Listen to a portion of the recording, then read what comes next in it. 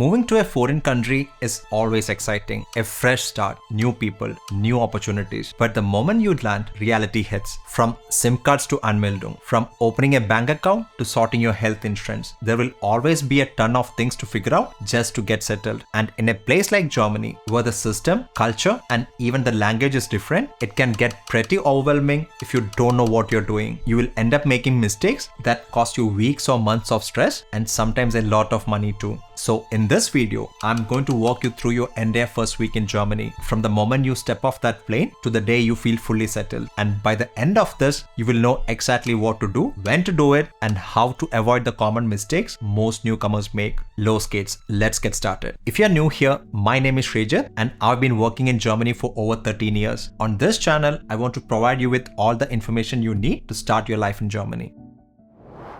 Let's start right at your first entry point in Germany, the airport. If you're flying from outside the Schengen area, your first stop will be passport control. Now, I know this can feel a little intimidating, especially if it's your first time. But honestly, there is nothing to worry about here. The officer will take a quick look at your passport and visa and might ask a few simple questions like what's the purpose of your visit or how long will you be staying. Just stay calm, polite, and answer honestly. Most officers speak English, but here is a small tip. A friendly Guten Tag or Danke goes a long way. It shows respect and makes the interaction a lot smoother. And keep your supporting documents ready. Things like your work contract or university admission letter, just in case you need to show them. Once you're done at passport control, then follow the signs to baggage claim or Gepäckausgabe in German. Most airports have luggage cards which you can grab for free, though in some places you might need to insert a 1 or 2 euro coin. After you collect your bags, look for the Ausgang or exit signs that will lead you directly to the arrivals area. But before you can actually walk out, there is one more step that you will need to go through. Now, this is where a lot of people make the first mistake. As you walk towards the exit, you will see two lanes, a green one that says nothing to declare and a red one for goods to declare. Most people just walk straight through the green lane without thinking twice. But here is the thing, Germany has strict rules on what you can and cannot bring into the country, and there are certain limits that you need to be aware of. When it comes to food, packaged and sealed items are usually fine, but avoid plants, seeds, or any kind of meat products. Those can get you into trouble. And if you are carrying more than 10,000 euro in cash or valuables, you must declare it, no exceptions. Custom officers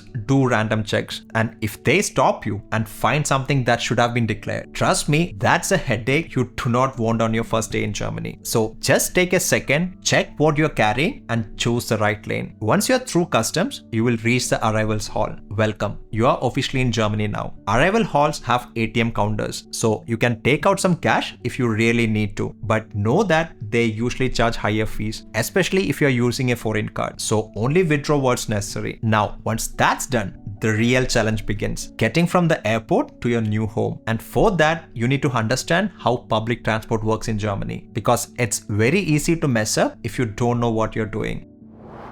Now, the exact mode of transport from the airport depends on where you land and where you are heading. But most airports are directly connected to the city by public transport. You can either take an S-Bahn, U-Bahn, or bus. The S-Bahn is basically a suburban train. It connects the airport and the outer areas to the city center. The U-Bahn is the underground metro you will use to travel inside the city. And buses, well, you already know how buses work. If you landed in a completely different city, then you will probably use the ICE or Germany's high-speed train. These are run by Deutsche Bahn, or in short DB, which is the official railway company of Germany. And each city also has its own local transport network, like the BVG in Berlin, MVV in Munich, RMV in Frankfurt, or HVV in Hamburg. The easiest way to check routes and buy tickets is online, either through the DB app or the local transport apps. You can also buy tickets right at the airport from the ticket machines. A single ticket or Einzelfahrkarte is the best option if you want to travel from point A to point B. You can also switch between buses, trams, and trains within a certain period of time. In the ticket machine or the app, just enter your destination, make the payment, and you are set to go. But if you buy a paper ticket without a time printed on it, then you have to validate it before you get on the train. You can find stamping machines near the platform entrance. Just slide your ticket in, get it stamped, and then you are good to go. Now, here is something that surprises almost everyone. In Germany, there are no ticket barriers or scanners before you enter the platform. You just walk in. But that doesn't mean you can ride for free. Ticket checks happen randomly inside the train, and if you're caught without a valid ticket, you will have to pay a big fine. Now, if you'd prefer to have a direct ride home, some airports also run their own shuttle buses. For example, in Munich, there is this Lufthansa Express bus that runs every 20 minutes and take you straight to the city center. Super convenient if you've got luggage and just want a simple ride without any transfers. But sometimes after a long flight, all you want is to get home and crash. And in that case, you can always take a taxi. Taxis in Germany are usually beige or cream colored with a big taxi sign on top. You will find a taxi queue right outside the terminal. Just walk up to the first one in line and get in. And don't worry, you don't need to negotiate the prices like in some other countries. Every taxi runs on a regulated meter and driver will start it as soon as the ride begins. It's straightforward, transparent, but also expensive. Once you finally get to where you are staying, whether it's a temporary apartment, a friend's place, or a hotel, get some rest because tomorrow we have got a lot on our plate. Alright, day 2. Let's get you connected. When it comes to mobile networks in Germany, there are 3 big ones: Telekom, Vodafone, and O2. Now, Telekom usually has the best coverage, but it's also the most expensive. Vodafone comes pretty close, and O2 is usually the most budget-friendly option. There are also smaller providers like Aldi Talk or Leica Mobile, which use one of these 3 networks, but often offer cheaper plans. The simplest way to get started is with a prepaid SIM. No contracts, no long forms, no commitment.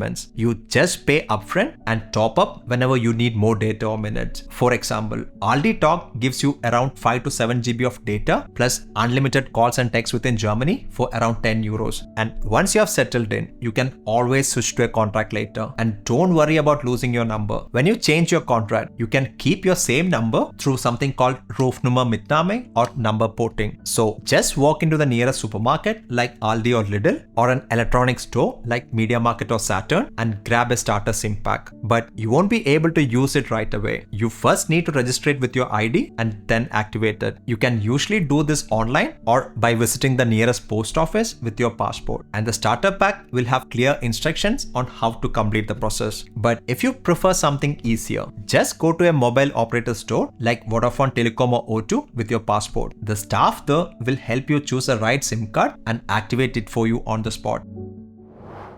Today is the day you finally step into a German supermarket, because sooner or later you're going to need food, cleaning supplies, or just the basics to get through the week. And the way everything works here is pretty similar to most other countries, so I'm not going to go into the details. In Germany, there are different types of supermarkets, and knowing where to shop will make your life a lot easier. Let's start with the discount supermarkets. Places like Aldi, Lidl, Penny, and Netto. Here, the prices are low, but the selection is also smaller. Then you've got the mid-range stores, Rewe and Kaufland. These are a little more expensive than Aldi or Lidl, but you will find more variety and usually better fresh produce. And then there are the pricier ones like Edeka, Tegut, or Alnatura, where you are basically paying extra for that premium feel and higher quality products. If you are in a bigger city, you will also find plenty of international grocery stores like Turkish markets, Asian shops, African stores, where you can pick up the items you won't usually find in the regular supermarkets. So just head to the nearby store, pick up whatever you need for the week, and head back home.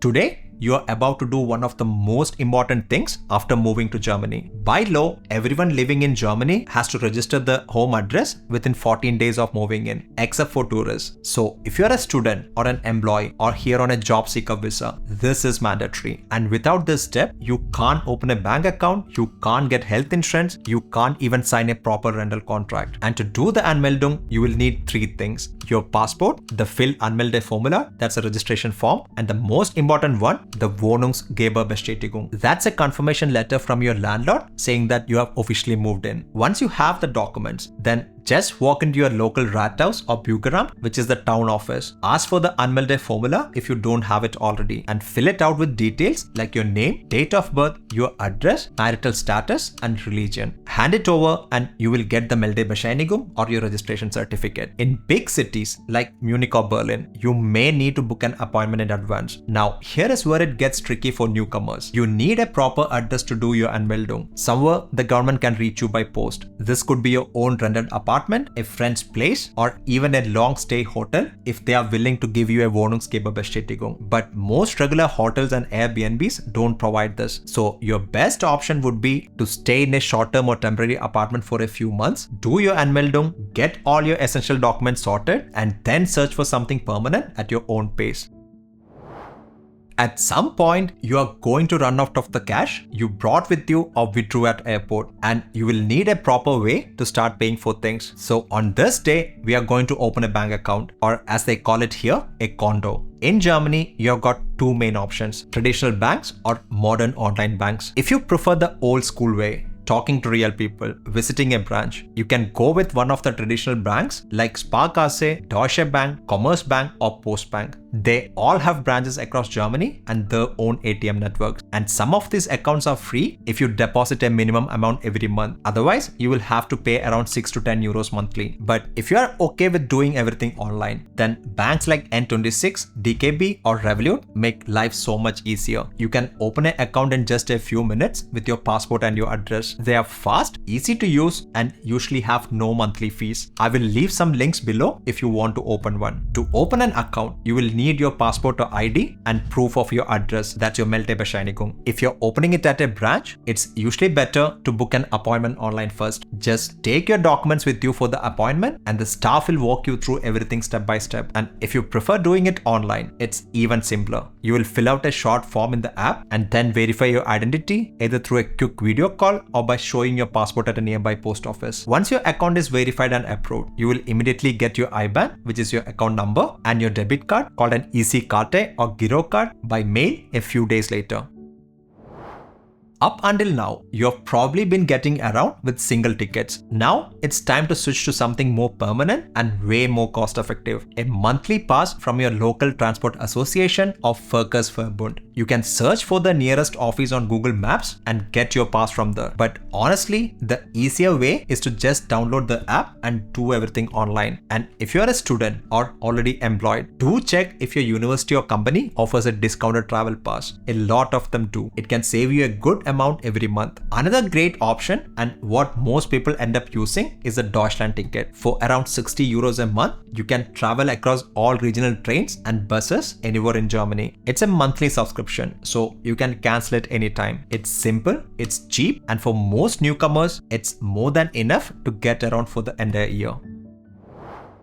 Last day of the week, and this is when we handle the health insurance. In Germany, health insurance isn't optional. It's mandatory from the moment you start living here. So first, choose your public health insurance provider. And some of the big ones are TK, AOK, Palmer, and DAK. It doesn't matter which one you pick because the system is regulated and they all offer very similar coverage. There is also private health insurance, but for most newcomers, public insurance is the best and simplest option. Once you've picked one, then register online. Almost every insurance company has an English website where you can upload your passport, your Meldebescheinigung or the registration certificate, and your employment contract or university admission letter. If you are employed, your employer will automatically inform the insurance company and your health insurance contributions will be directly deducted from your salary. And if you're a student, you will pay a reduced student rate. And just like that, your first week is officially behind you. Look, I know this feels like a lot. You are going to be tired, a little overwhelmed, and maybe even think if you have made the right decision. But here is what I want you to remember. Thousands of people have walked this exact same path before you. They have felt what you're feeling and they have built amazing lives here. And you will too.